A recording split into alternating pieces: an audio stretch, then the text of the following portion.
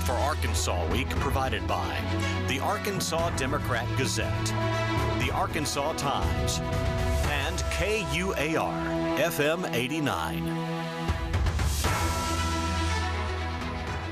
Hello again, everyone. Thanks very much for being with us. Nobody is happy with fuel prices or mortgage rates or the cost of milk, for that matter. But Arkansans could be a lot unhappier than they are, bad as they might be for many of us. Could it be that the situation won't become significantly worse? In other words, could inflation have peaked?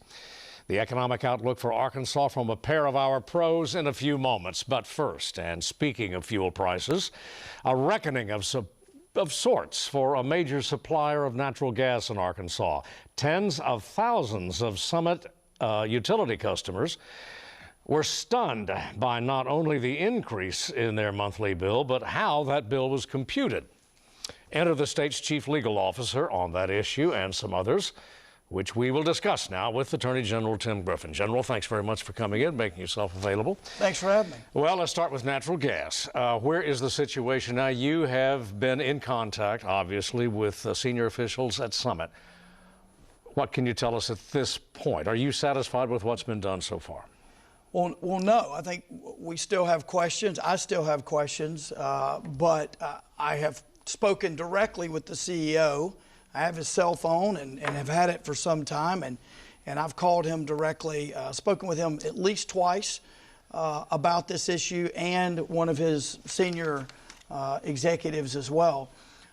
They have said as much that they got some stuff wrong. They sent these letters out. The recent bill you received is incorrect.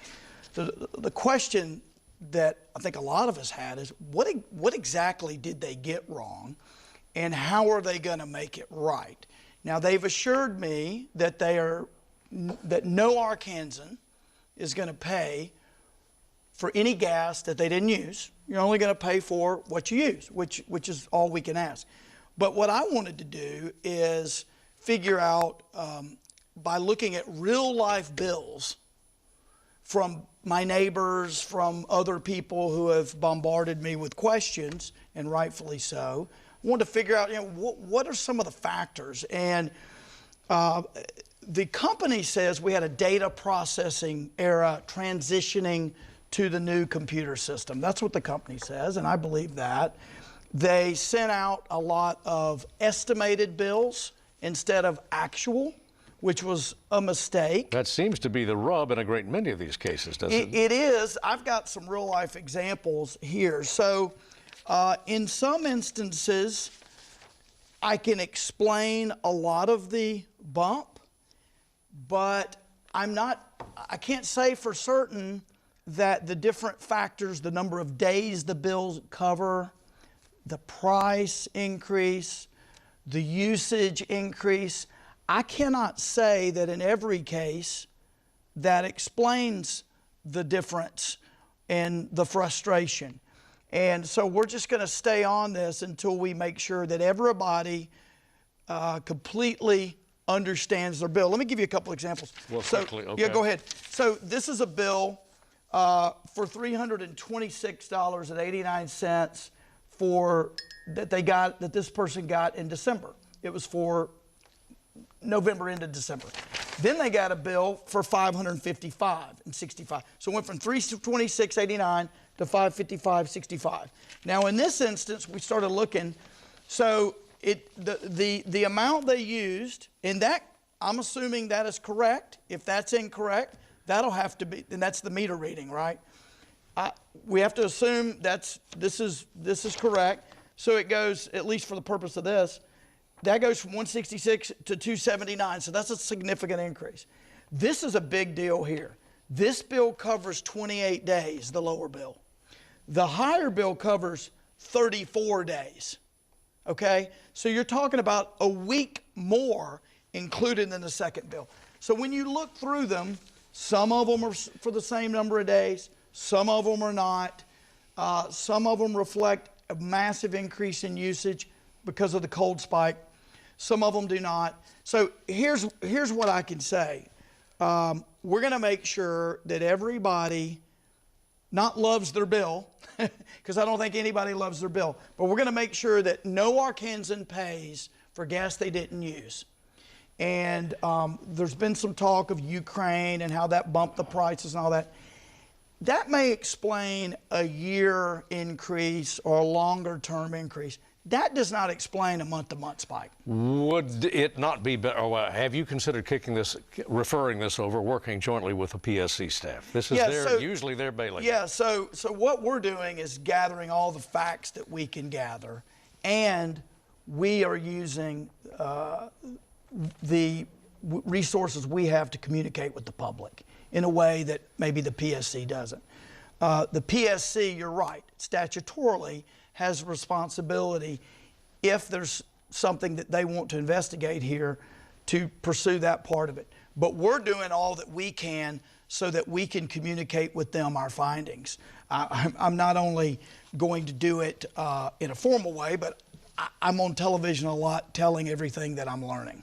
All right, if I can move to another issue now, and that's prisons and corrections. You're on the record, General, as advocating a significant increase, anyway, in our bed capacity for the Arkansas Department of Correction.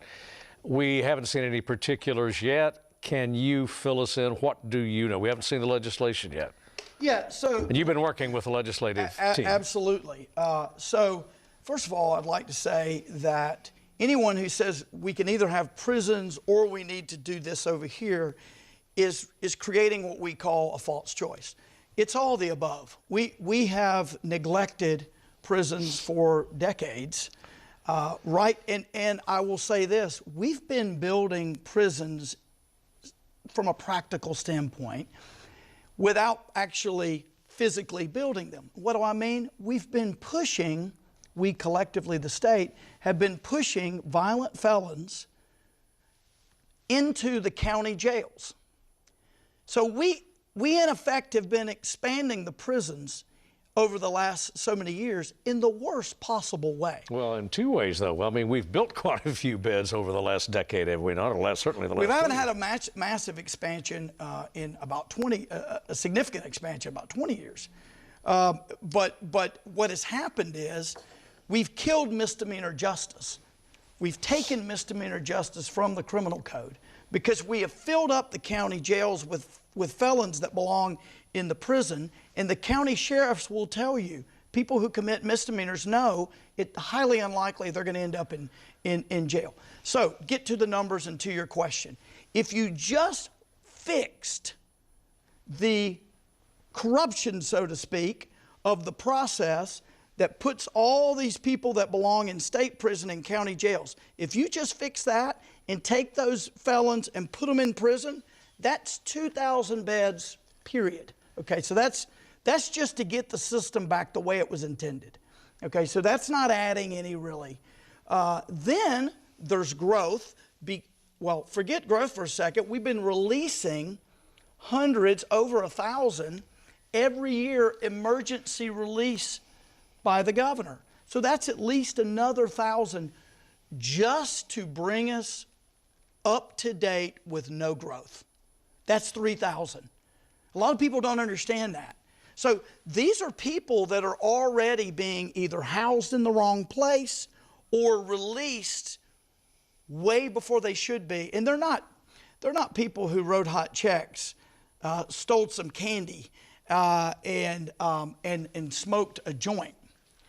Those people aren't in state prison. We are at capacity. So the people that end up actually in state prison, they're doing far worse. So those are being released. To fix that's 3,000, and then for growth over the next 10 years, probably 2,000 more. That's how I got to the 5,000. Okay, what is powering this growth? Our rate of incarceration in Arkansas is significantly high, is it not? Well, here's the problem. We are incarcerating the same people over and over and over again, and because they don't serve much time.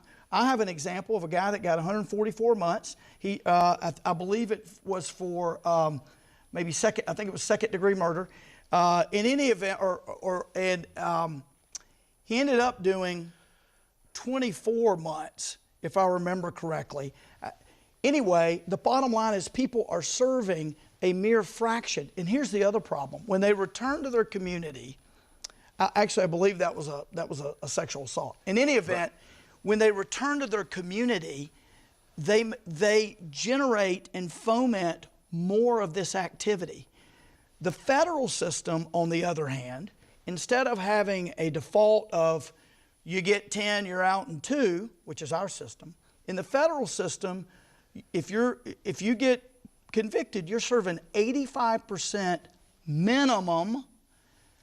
If you don't behave, you're serving 100. So the police chief in Wynne, Arkansas told me, when we arrest people for serious drug trafficking, what have you, the first question they ask is, am I going federal or state? State, they laugh. Federal, they cry. This is, when you tell law enforcement this, they go, yeah, we hear that all the time. Because the state is going to let you out quickly, and the feds are going to make you do your time. Well, we got to fix that. Do we just have more serious, violent offenders in Arkansas? More, because you're talking about recidivism, but I mean, we get the numbers, the raw numbers keep increasing. Yeah, look, it is not. I was reading a book about the 19th century in Arkansas not long ago. It is not news that we have had historically more violence than some other states, but this is not a new thing. And we need to continue to deal with that. But in the meantime, while we're working on rehabilitation, and I've been on the board of Pathway to Freedom, a prison ministry. I've led worship at Wrightsville Prison. I believe in rehabilitation with the appropriate training and programming. And we've got our recidivism through Pathway to Freedom down from a state average of 54 to about 23%. But while we're doing that, my family and your family and everybody's family has still got to be kept safe while we're working on the long-term deal. And here's the thing. Governments are put together primarily, not for bike paths. Bike paths are great, but that's not why governments were put together. Governments were put together to keep the chaos out and to have an ordered society. And if government fails on keeping us safe, it has failed on a fundamental point. If you're not safe, you're not free. If I hear people all the time, I can't get gas at night because I don't want a gun to my temple. If you feel that way in a town, you're not free. You are not free. And we have got to incapacitate people who over and over again are a menace to our communities. Look, about a year ago, I started taking all the big stories from KATV and anything breaking on this station, whatever, and I started looking, who's committing these? And the number of parolees that were committing the violent crime in Arkansas was unbelievable. I have the spreadsheet, happy to share it with you. It took about a year to compile. But what we found was people who should never be released, including the guy that killed a correctional officer in Maumelle, they should never be released, and they're out running free. If it was the federal system, they would never be out. They would never be out. So we're working on that with an eye toward more rehabilitation for nonviolent, more mental health help, all of that stuff. It's not either or, it's all the above. And I have to end it there, General, because we're out of time. Will you come back again? Anytime. You got it. Thank you. General, thanks very much. Thank you. Our economy in a moment.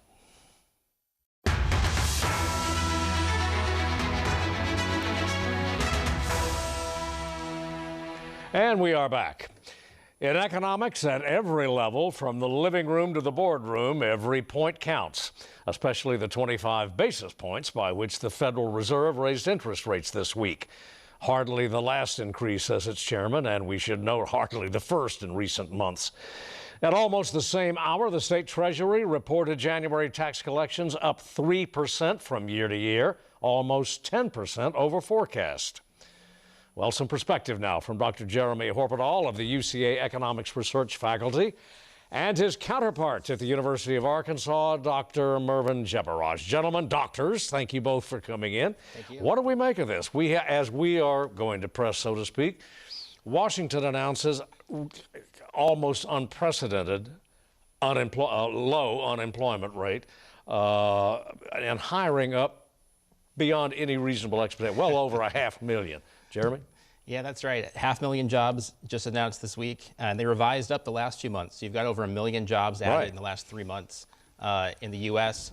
Arkansas looking pretty good too. Not quite as robust job growth the past few months in Arkansas, but this is kind of defying all expectations. We did expect, as the Fed would start raising rates, that this might bring down employment growth. It might even raise unemployment.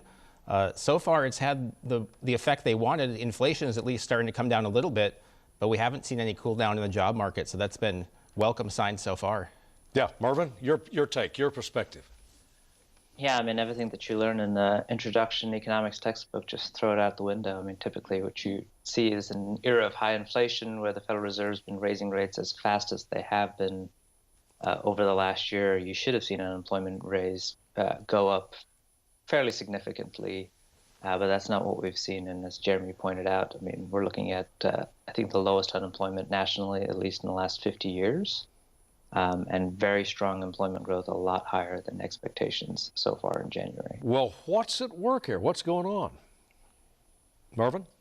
I mean, I really think that we haven't faced a situation like this since probably the flu in 1918, so probably not in 100 years or more. So I think trying to get back to normal in any sense after a global pandemic, I think everything that we considered normal behavior after that shouldn't stand. So I think that's kind of what we're seeing right now is, we're recovering from a global pandemic. We have high inflation sort of as a result of that and the Russian invasion of Ukraine and some of the policy responses to that pandemic.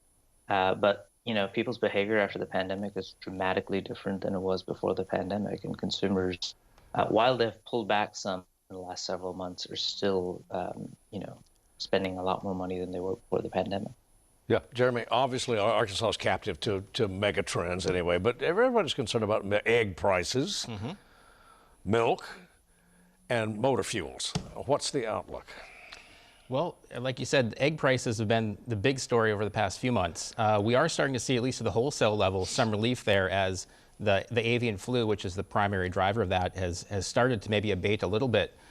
So maybe we'll get some relief there too. But groceries have always been, for the past year or year and a half, much higher inflation in groceries overall than the total inflation rate. And that's still true in the latest report. So we are seeing the overall inflation rate come down, but for a lot of things consumers are buying and seeing the actual price on the shelf, like groceries, not much relief there yet. Motor fuel had been down, now it's back up a little bit, but still well below what it was a year ago. So we're looking at least in the right direction for a lot of these things. And there's always general inflation, which affects everything. Then there's particular things like the egg prices, which are getting the overall effect, but also this supply constraint they're having with the avian flu. Those things are not good where they are now, but at least everything seems like it's moving in the right direction. Well, but how quickly? How quickly? Wages are not. I mean, consumer prices still, CPI, I think, is still about 2% over wages. If we look at the year over year, but if we look at the past 6 months of wage gains versus consumer price inflation, wage has been beating consumer price inflation the past 6 months. So if we look at compared to a year ago, wages are down compared to prices. But we have been seeing even a bright picture. Just the report this month, we had 0.3% wage growth. Now we need to still see what inflation was in the past month. We'll get that report, I think, on Valentine's Day. But probably will be below 0.3%. So we might have another month where wages are beating inflation. And the Arkansas Treasury, Mervyn, just is overflowing with money, at least by contemporary standards. The governor is smiling. Mr. Biden is smiling. Chairman of the Fed is not smiling. So what does that tell us? Well, I mean, I think you look at the Arkansas tax collections, and in part, it's because of strong consumer spending here in Arkansas. And I think they highlighted the fact that motor vehicle sales were higher.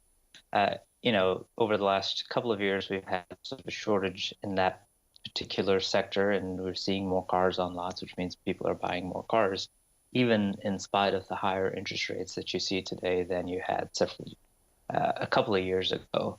All in all, I think the Federal Reserve probably has more reason today than they did last week to continue raising rates. I think broadly expectations were that they would raise by another 0.25% in March and then pause. I think we're likely to see, given that the employment rate has come in as strong as it has, let's assume that inflation continues to trend downwards. It's not quite to where the Federal Reserve would like it to be, in the long run. So I think this sort of gives them more encouragement to raise rates without having to pay for it with higher unemployment rate. What, Mervyn, is your take on mortgage rates? What are we likely to see in the near term? Because housing is, of course, so crucial to the economy. Right. I mean, I think what you've seen is that the mortgage rates spiked, earlier, towards the end of last year or middle part of last year, but since then have come down. We're seeing rates in the low 6%, and, some prime borrowers might be able to get something in the high 5% for a 30-year mortgage. So I think we're likely to settle in this range through the course of this year. And I think it's largely driven by the 10-year Treasury, which is currently above 3% right now. Yeah, Jeremy Horpedal, would you agree with that? Yeah, I think that's right. I think we did see in the third quarter of last year significant declines in housing construction and things in that area and housing sales. Real slowdown. Yeah, in the fourth quarter, though, things seemed to pick up at least a little bit. So maybe we had kind of one quarter where housing was really struggling, but it looks like we could be, those high rates are not necessarily keeping people away as much as we might have thought. And as Mervyn said, they have come down a little bit from their peaks. So, housing is a big part of the economy. The other big part in GDP is consumer spending. We've seen, positive GDP growth in the fourth quarter, but consumer spending, if we look at just the last 2 months of the year, November and December, it has come down a little bit. So if there are any weak spots, consumer spending has come down a little bit the past 2 months. Industrial production, another broad measure of the economy, has come down the last 2 months of 2022. That doesn't mean we're heading towards a recession necessarily, but those are measures to watch. If those keep going down, those are worrying signs. Even though the job market seems to keep roaring along, these other broad measures of the economy are showing a little bit of softening as we look at the most recent data. Well, the word softening, soft landing, is that possible? Are you lying awake, Jeremy Horpedal, and I thinking reception's on the way, or are we going to beat that? When I think we talked maybe a month and a half or two ago, we said, we kind of joked soft landing. That's kind of impossible. But the Fed now is starting to lower its, or at least raise rates less than it was before. Job market keeps roaring along. It looks, I think, at least like a possibility now.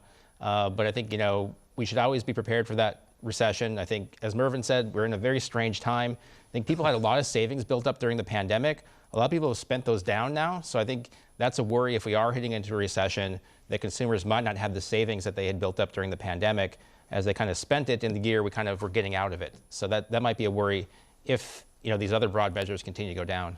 Mervyn, that's a lot of balls up in the air. Soft landing?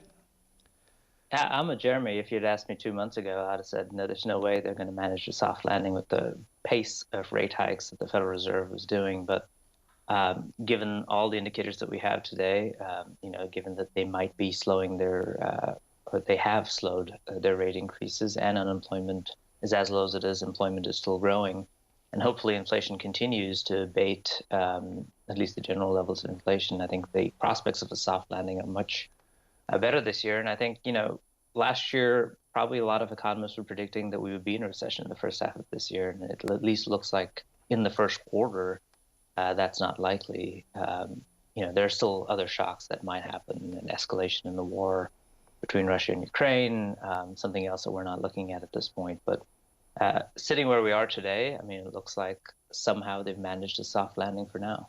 Well, obviously tax cuts are on the Arkansas agenda, both in the executive and the legislative branches. So if I were the chairman of, say, the House or a Revenue and Taxation Committee, what would you whisper in my ear, Mervyn?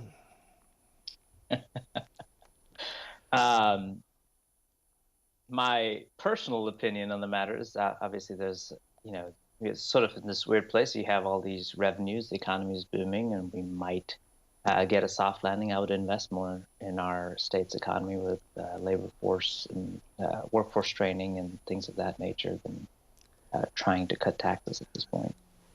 Jeremy?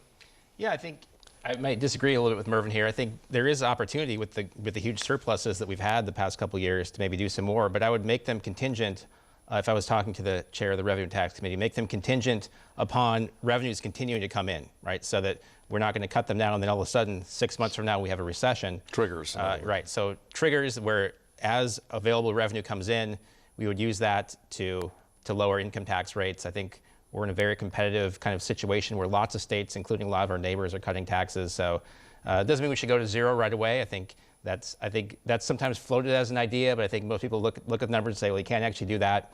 But doing what the legislature has done the past few years, you know, a couple tenths of a percent here, a couple tenths of a percent there. You know, now we've gone down from 7 to under 5% for our personal income tax rate.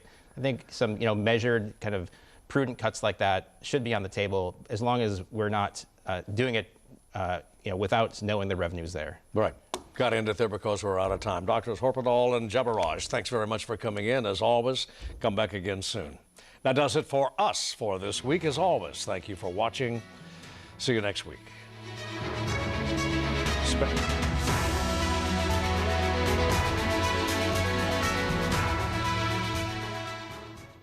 Support for Arkansas Week provided by the Arkansas Democrat Gazette, the Arkansas Times, and KUAR FM 89.